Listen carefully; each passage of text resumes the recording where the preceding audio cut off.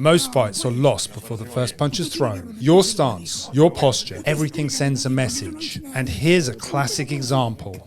Just watch how this plays out. Predators can spot weakness in seconds. So are you an easy target or a threat? Let's break down the 3 key principles that decide whether you're safe or next. So keep watching. What sets you apart from being a victim in an attack? I think it's body language. How you actually stand determines whether that person thinks they've got the better of you. Some people believe that if you have the ability to fight, the best thing to do is to hide it. Essentially, you're a wolf pretending to be a sheep. And in that context, you're biding your time. And this is a good example of that. This elderly gentleman is a retired boxer. You can see quite clearly that he's confident in his posture, but he is playing it down. Now, we don't know the context of what's being said, but you can see from the body language that there are very different signals being sent. But what stands out is that his aggressor leans in and becomes much more intense in the conversation. Now, you could say he's been pulled into a trap. Either way, you have to be careful with this approach. Your body language is key. It will always make a distinct difference to people with predatory behavior. And these are just classic examples. So how do you stand in a fight? What's the best position? What's the best stance? Well, I always say posture, position, and placement. 3 Ps. And my surname's Phillips. Would you believe that? Let's start with posture. Posture is you've obviously got to have a good, strong posture. This is pre-fight. This is a situation where we're engaging in a confrontation and the guy's measuring me to decide what he's going to do. And it's a split-second decision. Make yourself a hard target, not a soft target. And the reality is that's how victims are selected for crime. Hardened criminals, experienced criminals, what they actually do is they actually can identify people very, very quickly from a crowd of people through their weaknesses in their body language. So essentially how you stand and how you actually posture yourself in a confrontation does have an effect on whether the fight escalates or de-escalates. If I face George and I'm like this and I look away, what signal am I sending to him? What message am I giving to him? You're not controlling the situation, you're not controlling the space, it's just a sense of weakness, right? Yeah.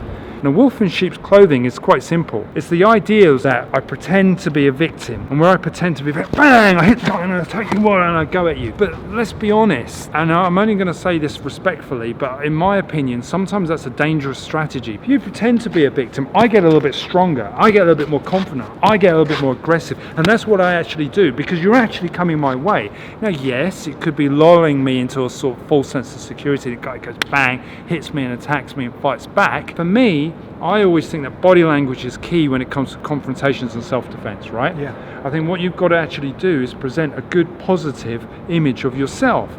Don't have a sheepish posture, don't be a victim, don't have your head down, don't look away. Be confident, keep your shoulders drawn back, try to occupy as much space as you can. Give them the perception that you're a hard target. Second one is position. Well, position, this is it.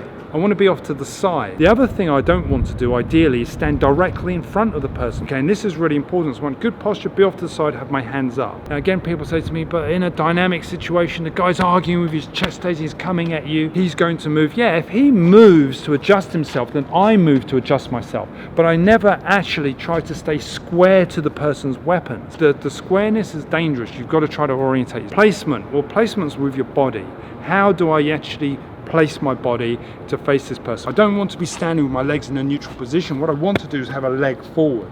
So if I'm off to his left, I want to have my right leg forward. So I've got a good position to defend knees. If he's trying to kick into the low quarter, my legs can come up and defend, or I could be kneeing him back. If the guy's trying to push me, I can obviously have good balance and stability.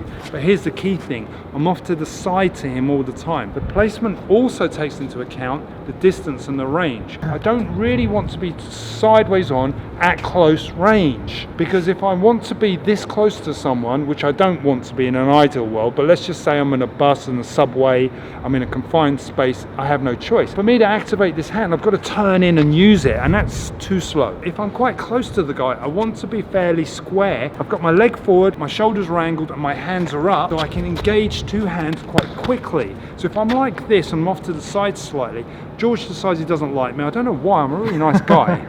I smile a lot.